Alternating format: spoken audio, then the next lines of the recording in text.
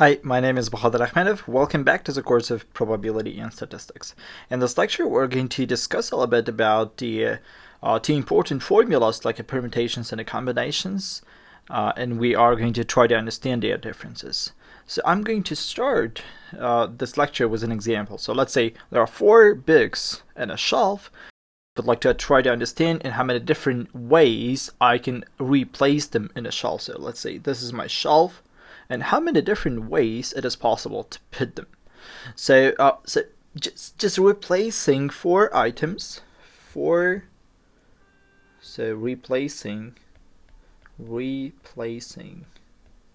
4 items is actually the permutation, right?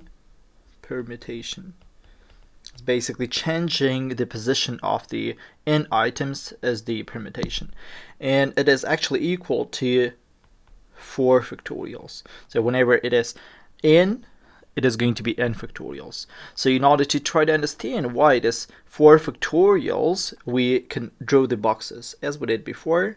So it is really important for us to draw the boxes because it's a cool technique which just allows us to find the number of the permutations, combinations, and so on.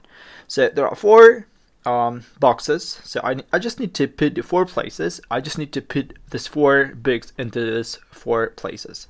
So on the first place, we can place one of the 4 books, right? Either the white one, or the yellow, or the pink, or the green one. So any of this one can go to the first place. If you decide to choose one of them, either white, yellow, pink, or the green, you can have only 3 of the books to be placed as the second. So for example, if you choose the white, it is going to be yellow, pink, and green. If you choose the yellow on the first one, you can choose white, pink, and green on the second. So basically 4 options on the first place, 3 options on the second, 2 options on the third, and 1 option at the end. So the multiplication is going to give you 4 factorials. So this is called the permutations. So sometimes, let's say you've got 4 books, but you don't need to put all of this 4. So you just need to put only 2 of them. So basically, choose any 2 out of 4 and replace them. So basically change, you may change their positions, replace them. For example, you may choose the white one and the yellow one. But if you choose this 2, you are going to have 2 more positions, right? So you can put the white and yellow, or you can put the yellow and the white, right? So basically you've got 4 books. What we need to do is we need to choose 2 of them, right? And I would like to know, hey, if you choose the 2 out of 4, and how many different permutations it is possible to do so, and how many different positions we can replace them. So it's going to be P formula, or the permutations formula. It is going to be calculated as the 4 factorials divided to the 4 minus 2 factorials, which is going to be 3 times 4, which is 12. So I've calculated the 3 multiplied to the 4, so let me write this in more details. So here it's going to be 1, 2, 3, 4 divided to the 2 factorials. It's going to be 1 times 2, so you can just cancel them, and it's going to be 12. So this is how we can solve this kind of problem. So if let us start from the beginning. If you have 4 different books, distinct books, we can replace them, and the number of the permutations is equal to the 4 factorials. Now, if you choose only 2 of them, for example, white, yellow, or you may choose white, green, or you may choose the yellow, pink, then we need to use another formula. So it's going to be 4 factorials divided to the 2 factorials. So now, if I say, hey, so you've got 2 identical books, the pink, and the yellow. So 3 books, replace them. So please note that the first 2 books are completely identical. So now if I ask you, hey, what is going to be the number of the permutations, you can just say that it's going to be 3 factorial. So if all of them would be different, then the number of the permutations would be 3 factorials, right? So now this is not a case since 2 of them are the same. So let us just write down or draw all the possibilities. So this is the first possibility. So it is possible to replace the 3 bits in this way, or in this way, for example.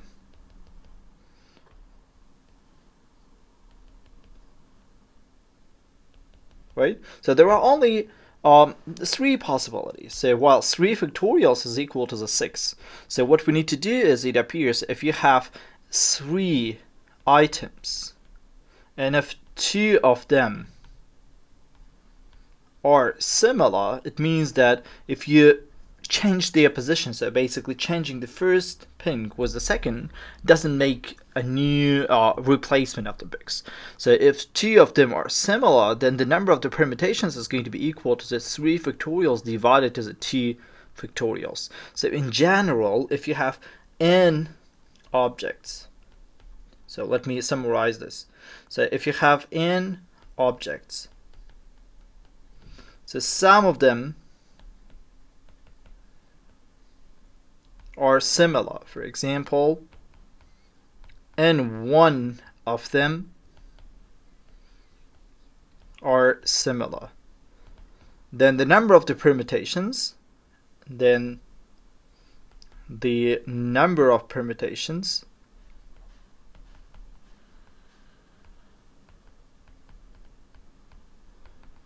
is n factorials divided to the n1 factorials, for example. If you have another set of items which is similar as well, it's going to be like n2 factorials and so on. So let's do an example.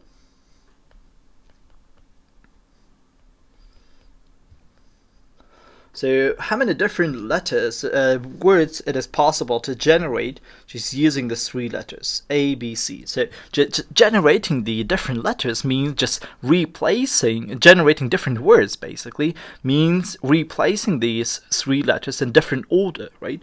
So if you just choose these 3 letters A, B, C, it's going to be one word. If you put them in B, A, C, it's going to be another word, and so on. So if you have 3 items, the number of the ways of putting them differently, it's going to be simply 3 factorials. It's going to be 1 times 2 times 3, it's going to be 6. So now if you have another word, for example, table, or no, an apple. So how many different words it is possible to create by just using the letters of this word? So what we need to do is we just need to count the number of the letters, right? Say 1, 2, 3, 4, 5. 5 letters. So if all of them would be this thing, it would be simply 5 factorials. But the problem is these 2 P's are the same, and just replacing them doesn't make a new word, right? So apple, if you just decided to just change the places of this 2 P, you're still going to get another apple, right? So they are the same. So that is why we need to exclude some of the cases. It's going to be 2 factorials because of this 2 P's. So this is what does it mean, this rule. If there are some similar cases, we just need to divide them. So this is just the lecture about the permutations. So in the next one, we're going to talk about the combinations and also their differences.